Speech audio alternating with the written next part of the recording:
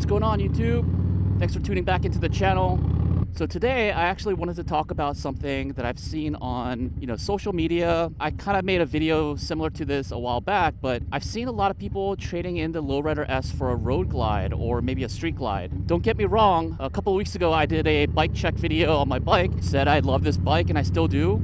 The next obvious step up, quote unquote step up from this Lowrider S from the Softail would be a bagger. For me, a Roadglide. I always get a tinge of jealousy when I see that, right? Because I also want a Roadglide, but I also know that I don't really need one. So that kind of sparked a thought in my mind.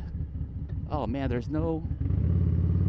I just missed my turn. So yeah, that kind of sparked a thought in my mind about the pros and cons of upgrading the Lowrider S, or really any Softail, to a bagger. I'm gonna feature a special guest in this video. His name is John. You might know him as Road Reality, but he has I think 2019 Streetglide Special, and he's been riding that for a while. And so I just wanted to talk to him about some of the pros and maybe some cons of having a bagger. Long story short, I know that he loves this bike. I'm curious why he needs a bagger. There he is.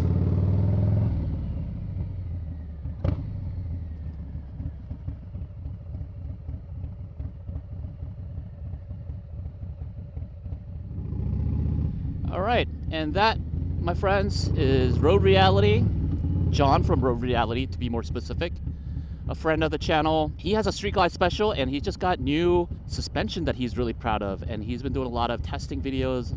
So if you want to go check him out, yeah, that is his Streetglide. Listen, I'm not gonna beat a dead horse. I think you all kind of know the pros and cons, but I'll just reiterate them just for the sake of conversation. Some of the obvious pros, right? You get a lot more storage. Let's not beat around the bush here. You get a lot more storage. Look at all those bags, and he has a tour pack. Not to say that you can't add them on the Lowrider S or any Softail. The bagger, like right out of the gate, has all of that stuff. They're hard bags, so weatherproof. And the Roadglide, you have little cubby pockets, so you can't beat the convenience. The other pro to this, obviously, the wind protection. Now, my boy John's got that Streetglide fairing, the Batwing fairing. The Roadglide, I think, offers maybe just a tad bit more wind protection because the fairing is larger. Don't quote me on that, but I have this Memphis Shades Road Warrior fairing, and it does a decent job, but it's nothing compared to a bagger, right? Especially the Roadglide and Streetglide. Now, you could also argue that the Lowrider ST has a decent amount of wind protection, but the fairing is not as large as the Roadglide and the Streetglide. So the wind protection, especially if you're going on long trips or inclement weather, that kind of thing, it's nice to get that protection. Aside from the storage, the wind protection, you also have the entertainment system. I'd be lying if I said that I didn't want any of that stuff, because I do. I am not great with directions, so it would be nice to have an onboard navigation system. Not to mention the stereo, the music, the speakers, all of that stuff. So those are some obvious things. Bigger gas tank.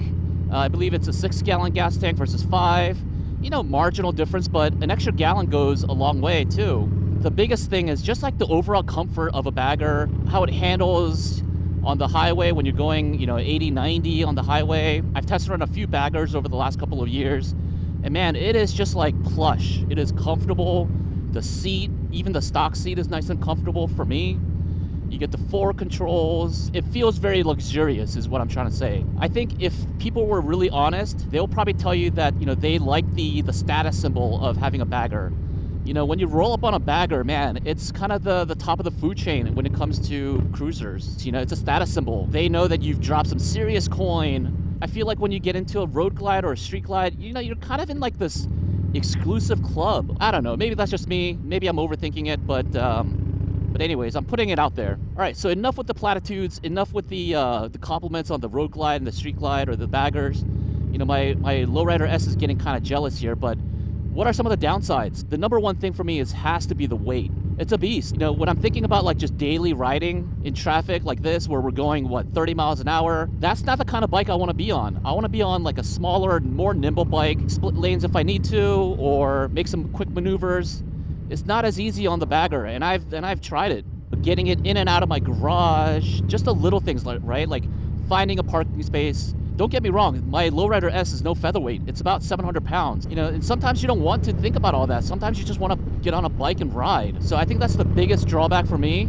The other drawback is, the cost. You know, you're starting at like 21K. I mean, who's really paying 21K out the door for a bagger? You're likely looking at 25 to 35 for one of their Streetglide specials, I would say. And then let's not even bring the CVO into the conversation, because that is just outrageous money. If you have it, more power to you, but yeah, I don't have that kind of money. I read a statistic that I think 70% of Americans live paycheck to paycheck. Harleys are not for everyone, especially the baggers. So yeah, the cost, you know, owning and maintaining a bagger, it's probably has to be up there with the weight. Coupled with the weight, another downside is just like, you want like a spirited bike. If you want a bike that can kind of rip up the mountains and whatnot, I'm not gonna say that you can't do it on a bagger, right? Because the Roadglide special, the Streetglide special, those are all really peppy bikes and has a lot of performance. But just because of that weight, you're never gonna be the same. It's never gonna be the same as a 600 or 700 pound bike with the same 114 or 117 engine. So if performance is more of your thing, I don't know. I think moving up to a Roadglide or a Streetglide or a bagger may not work out for you, unless you're willing to, again, drop a lot more coin to get your performance up. Big bore kit, stage 2, all that stuff. Get John masterfully commanding traffic here. Good job, buddy.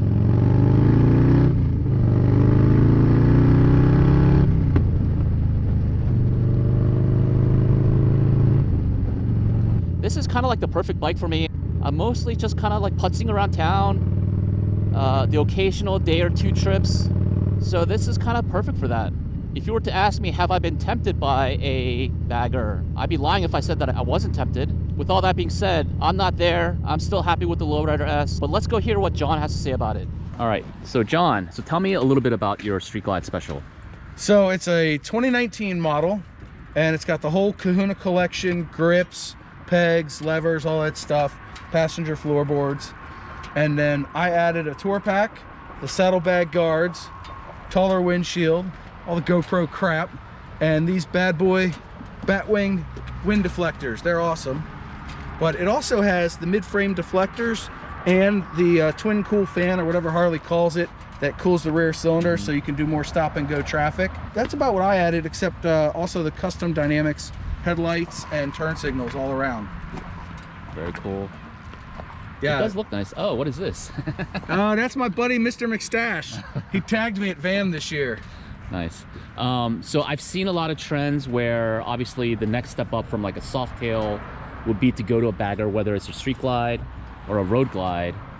So tell me what you like about your bagger or your Streetglide, and maybe some things that you don't like. So in the plus category, all the wind protection. Yeah. I mean, it's just, for sure, it keeps the wind off of you. And I've got an old enough model that I had the full-size soft lowers on there, so winter spray and wind stays off of me. Yeah. So I can ride year-round on this thing in relative comfort. Because I also have the heated grips, which make a huge difference and in the comfort. So between that and the storage, you can go to work, you can go on a long trip, you can ride to the local tavern if you want. I don't, but you can go shopping. I do a lot of shopping on my bike. Yeah. 20-pound bags of lime fit in there at Home Depot. Right. What I don't like is it's 900 pounds. It's heavy, and when you're riding, you don't really notice it. It's just parking lot maneuvers that you notice it. Yeah, when I went on test rides, that was like the most nerve-wracking thing for me, because one, I don't want to drop the demo bike.